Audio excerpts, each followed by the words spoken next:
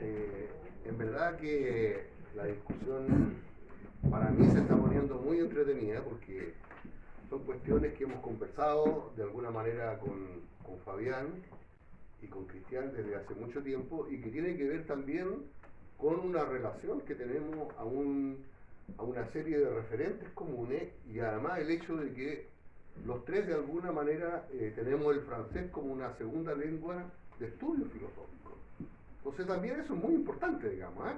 ¿A qué lenguas y a qué autores que hablan y escriben en esa lengua también nos referimos? ¿Mm? Entonces, lo que dice Fabián de París a Gualmapu es muy interesante porque cuando trabajamos juntos en el núcleo de estudios interétnicos e interculturales, nos propusimos escribir un libro en francés, cómo presentar la problemática mapuche para el mundo francés actual.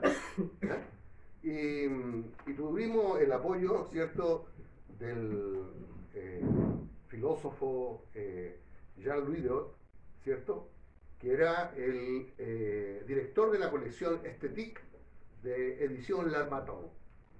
Entonces fue muy entretenido porque Jean-Louis, ¿cierto?, que era discípulo de Lyotard, entendía perfectamente, ¿cierto?, la problemática política, ética y estética de lo que estábamos armando. Y él mismo nos sugirió un título que causó escozor dentro del mundo mapuche, porque le puso en francés Le Mapuche à la mode. ¿Eh? Y eso, claro, es como una concesión un poco a una idea de publicidad, de por qué están hoy día a la moda los mapuches. ¿Eh? Pero fue muy interesante porque juntamos, ¿cierto?, investigadores chilenos y franceses discutiendo sobre la problemática y también argentinos también, ¿ya? Entonces era muy interesante porque en el diálogo hablamos entonces no solo de los mapuches del Gualmapu, los mapuches, cierto, que estaban en las ciudades, sino que también los mapuches de la diáspora, ¿eh? Bueno, y ese libro se publicó en francés y no está en castellano, ¿eh? Entonces para mí es muy interesante cómo las problemáticas, cierto, interétnicas, interculturales pueden ser un buen tema para poder abrir otras discusiones filosóficas. Bueno, Fabián estuvo en París presentando el libro, ¿ya?, coincidiendo con una pasada de él por ahí, y fue un éxito, digamos, se juntó mucha gente, digamos, y hasta el día de hoy hay gente que dice, oye, ¿y el libro está en castellano? No está en castellano, está en francés, ¿ya?, pensado para los franceses. Entonces, a mí me parece muy interesante, digamos, el planteo, cierto, que hace Fabián, porque efectivamente los franceses tienen muchas deudas con la diversidad, ¿eh? La construcción, ¿cierto?, de la République francesa, ¿cierto?, es de alguna manera una visión de un Estado unitario. Tan unitario es que en Francia no se puede hablar de las diversidades de las regiones. Y para ello un problema que las chicas pueden llevar, ¿cierto?, un velo y los signos religiosos. O sea, un republicanismo, ¿ya?, que es de otras épocas, completamente distintas, digamos, ¿eh? Y después eso confrontarlo con las experiencias que tuvimos en Canadá, con los canacos de Nueva Caledonia. O sea, hay en el mundo francés una potencialidad para discutir lo que se llama simplemente el republicanismo, que es una cuestión muy compleja desde el punto de vista político, porque justamente enfrenta hasta dónde podemos incorporar la diversidad, ¿cierto?, al interior de la estructura política, ¿eh? Entonces eso simplemente para decir que para mí Cynthia Fleury ha sido también una autora muy importante porque en el libro Lo que subyace en lo amargo, ella le da, ¿cierto?, un papel muy importante a Franz Fanon, ¿eh? Fanon, que es un tipo muy interesante porque él pensó una crítica fuerte, digamos, ¿cierto?, a esa concepción estatal, ¿cierto?, del republicanismo francés, ¿cierto?, a partir de la experiencia de la guerra, de la tortura y todo, ¿eh? Entonces, para mí ha sido, digamos, un proceso muy interesante y con Fabián hemos hecho muchos procesos conjuntos, además nos hemos reído, ha sido muy simpático. Ahora vamos al encuentro del Seinsal en París, ¿cierto?, del 2 al 4 de junio, ¿ya? Y él tiene una mesa muy interesante sobre la antropología de la injusticia y nosotros con Jovino tenemos una mesa sobre experiencia de injusticia y teorías del reconocimiento con una de las discípulas de Manuel Renaud. Entonces, ahí ven ustedes cómo también los diálogos pasan también por el conocimiento y el reconocimiento de en qué lenguas podemos discutir ciertos temas. ¿Mm? Bueno, y ahí voy a lo de Cristian, y que me parece muy importante, ¿cierto? La referencia a Marc Mascal, porque él ha sido muy generoso con todos nosotros. ¿Eh? Es primera vez que yo soy citado, ¿cierto? Y criticado por un autor europeo. Entonces uno podría volver a lo que yo decía en la mañana, o sea, a esa suerte de volatía. Estoy en un nivel ya que estoy en una simetría con Marc Mascal. No, porque él es una potencia, el mismo, digamos, que nos sobrepasa a todos nosotros, digamos, desde el punto de vista de la cantidad de manejo teórico, conceptual que él tiene, un centro de filosofía del derecho donde, ¿cierto?, interactúa la filosofía, ¿cierto?, y el derecho en cuestiones súper aplicadas, y por eso gente como Juan Pablo y otra gente de Colombia, de Brasil, ha pasado por ese centro, y las tesis que se han producido son extraordinariamente serias y profundas. Pero yo quisiera decir también algo que tiene que ver con el nacimiento, ¿cierto?, de Le Royaume de la Bélgica. Bélgica es un estado ficticio creado, ¿cierto?, por las potencias para evitar los líos entre el Reino Unido y los franceses. ¿Estamos? Si queremos decirlo, digamos, en un lenguaje coloquial, ¿ya? Y que me perdonen mis amigos belgas, ¿cierto? Bélgica, como tal, no existe más que porque hay un rey. Un rey que tiene que unir a los flamencos del norte, a los walones en el sur, y que tiene además una frontera con Alemania. O sea, es un estado trilingüe, si ustedes quieren, para hablar de las lenguas, ¿cierto?, fuertes: alemán, flamenco, francés, walón.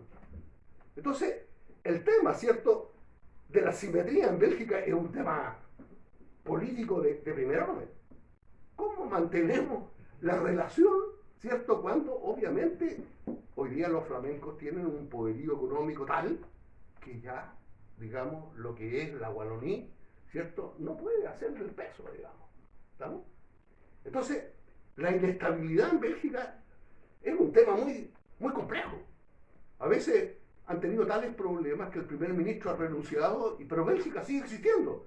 Pero porque hay rey, no porque existe un primer ministro o un parlamento que los reúna a todos, porque cada uno tiene su propio parlamento. Entonces, lo digo así porque yo creo que Marc, cuando hace la crítica a mí, está pensando también un poco en ese problema político, digamos, que tiene, digamos, el mundo belga, ¿ya? Pero lo hace obviamente con su formación, digamos, filosófica, muy, muy, muy profunda, y donde él finalmente, la gran pregunta que nos está haciendo es que es posible dialogar entre diferentes. Y la provocación a él le llega porque yo digo, sí se puede, porque existe la posibilidad de utilizar el modelo de la traducción como una manera de poder entenderse entre lenguas distintas. Pero ojo, que dice traducción también dice traición, siguiendo el dicho latino, traductores traidores, ¿cierto? Pero no siempre son así. Los buenos traductores logran efectivamente hacer pasar lo esencial de lo que está dicho en una lengua a otra. También está el propio desarrollo, ¿cierto?, que hace Bárbara Kazan sobre los intraducibles, ¿cierto? Bueno, entonces el postulado, ¿cierto?, de la simetrización tiene que ver con eso. Si tenemos un modelo de traducción, ¿cierto?, que es un modelo ideal, bueno, entonces demos cuenta hasta dónde podemos avanzar en este entender y comprender al otro, ¿cierto?, cuando yo no hablo completamente su propia lengua.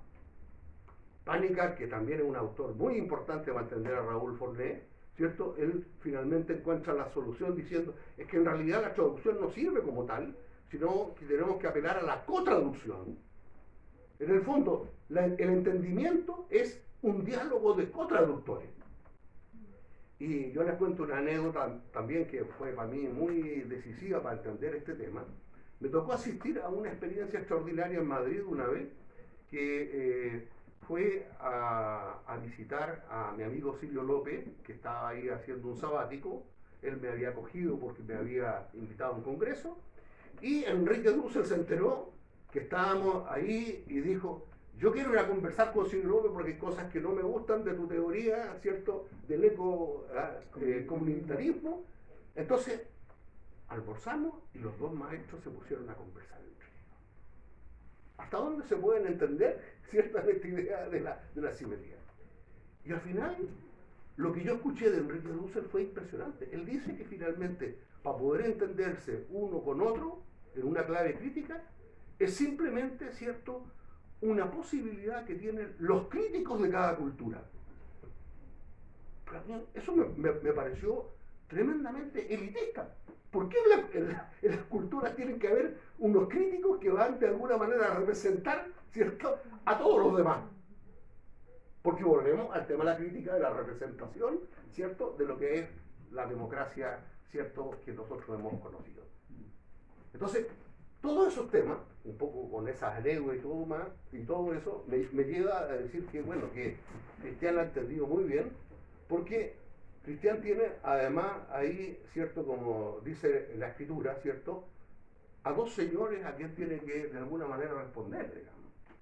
Porque yo fui parte de los que le ayudó a hacer su primera formación filosófica, pero Pascal es quien lo formó como un especialista notable de la tradición pragmática y hermenéutica en la que se mueve Pascal. Entonces, es interesante que se lea a Cristian en ese contexto. Cómo juega entre Pascal y Sala y trata de salir con una respuesta. ¿Ya? Para mí, yo creo que lo que hace Cristian es bien notable, porque él nos lee a los dos, nos da la razón a los dos, pero él saca otra perspectiva, otro camino que es distinto a Pascal y a mí. Y eso me parece que ya hay que hacer filosofía muy en serio. Así que muchas gracias, Cristian.